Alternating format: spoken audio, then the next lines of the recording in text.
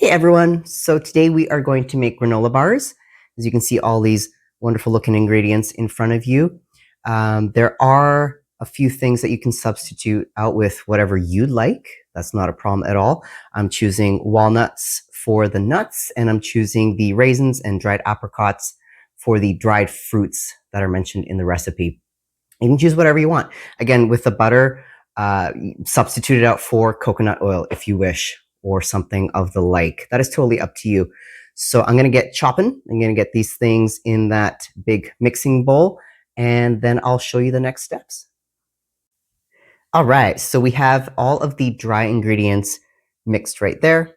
Looks really nice. You just have to add these last four ingredients. So the vanilla, the maple syrup, and or honey, whatever you want to use.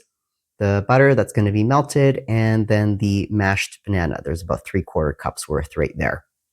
So we're going to mix that all together, put it into this pre-greased pan, and then the recipe says to bake for 350 for about 25 minutes. So we'll see.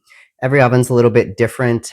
Could be a little quicker, could take a little longer, but we will check it out around the 20-minute mark to see if it's ready. All of the ingredients are now mixed together. It looks perfect, looks exactly how it should, and the moisture is correct.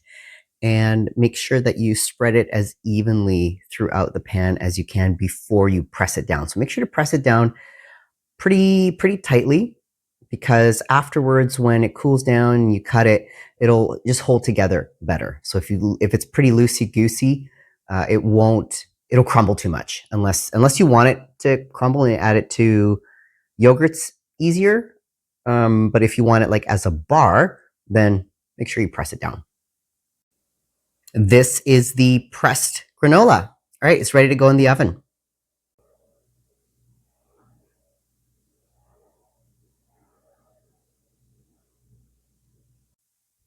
Okay, so mine is finished. So it was in the oven for 25 minutes exactly, 350 on convection. So there's like a light browning on top that you can kind of see, but you can mostly see like the browned edges there, right? So that looks really good.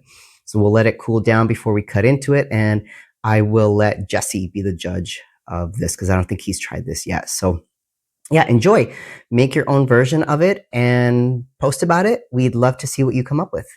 Enjoy.